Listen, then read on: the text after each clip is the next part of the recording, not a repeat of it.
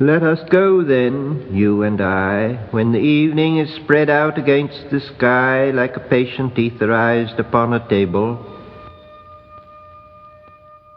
Let us go through certain half-deserted streets, the muttering retreats of restless nights in one-night cheap hotels and sawdust restaurants with oyster shells.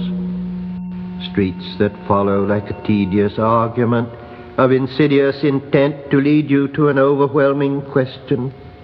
Oh, do not ask, what is it? Let us go and make our visit. In the room the women come and go, talking of Michelangelo.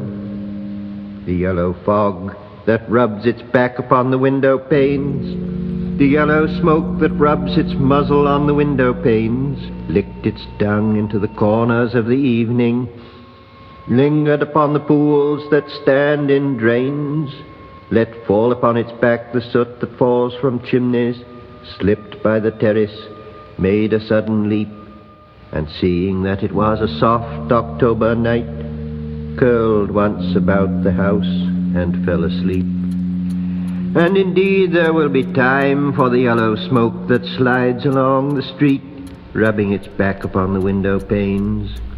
There will be time to prepare a face to meet the faces that you meet. There will be time to murder and create, and time for all the works and days of hands that lift and drop a question on your plate. Time for you and time for me, and time yet for 100 indecisions, and for 100 visions and revisions, before the taking of a toast and tea. In the room the women come and go, talking of Michelangelo. And indeed there will be time to wonder, do I dare and do I dare? Time to turn back and descend the stair with a bald spot in the middle of my hair. They will say, how his hair is growing thin. My morning coat, my collar mounting firmly to the chin, my necktie rich and modest, but asserted by a simple pin. They will say, but how his arms and legs are thin. Do I dare disturb the universe? Do I dare? In a minute there is time for decisions and revisions which a minute will reverse. For I have known them all already, known them all, have known the evenings, mornings, afternoons. I have measured out my life with coffee spoons.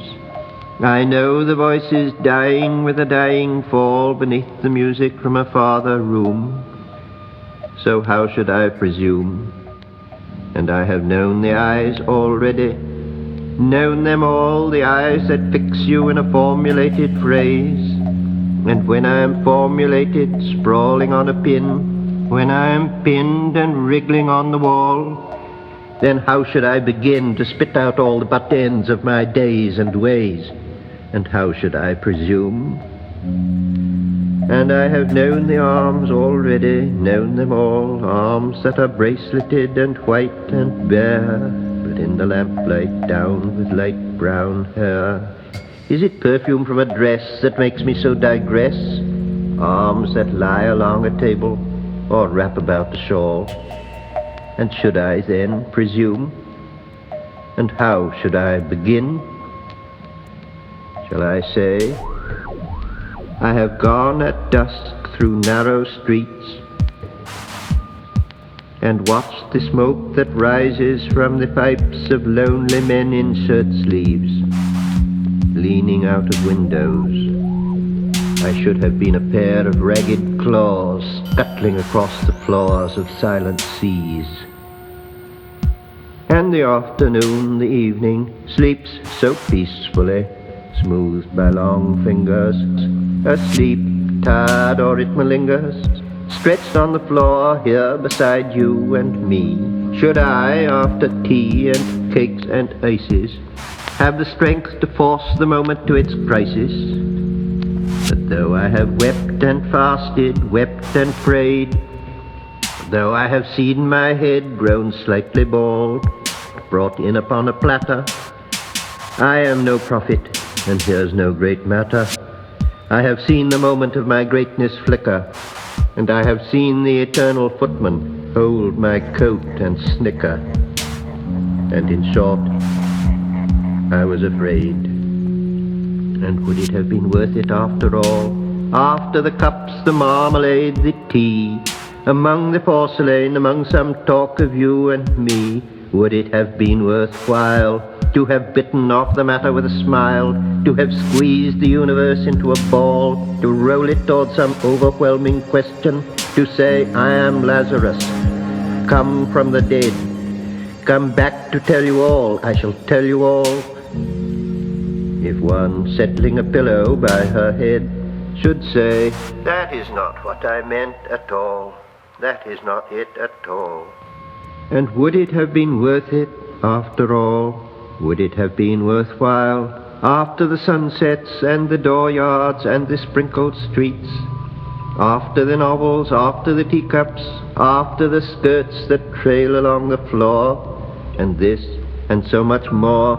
It is impossible to say just what I mean, but as if a magic lantern threw the nerves in patterns on a screen. Would it have been worthwhile if one, settling a pillow or throwing off a shawl and turning toward the window, should say, that is not it at all, that is not what I meant at all? No, I am not Prince Hamlet, nor was meant to be. Am an attendant lord, one that will do to swell a progress, start a scene or two, advise the prince. No doubt an easy tool, deferential, glad to be of use, politic, cautious and meticulous, full of high sentence but a bit obtuse, at times indeed, almost ridiculous, almost at times the fool. I grow old. I grow old. I shall wear the bottoms of my trousers rolled. Shall I part my hair behind? Do I dare to eat a peach? I shall wear white flannel trousers and walk upon the beach. I have heard the mermaids singing each to each. I do not think that they will sing to me. I have seen them riding seaward on the waves, combing the white hair of the waves blown back, when the wind blows the water white and black. We have lingered in the chambers of the sea, by sea-girls wreathed with seaweed red and brown, till human voices wake us and we drown.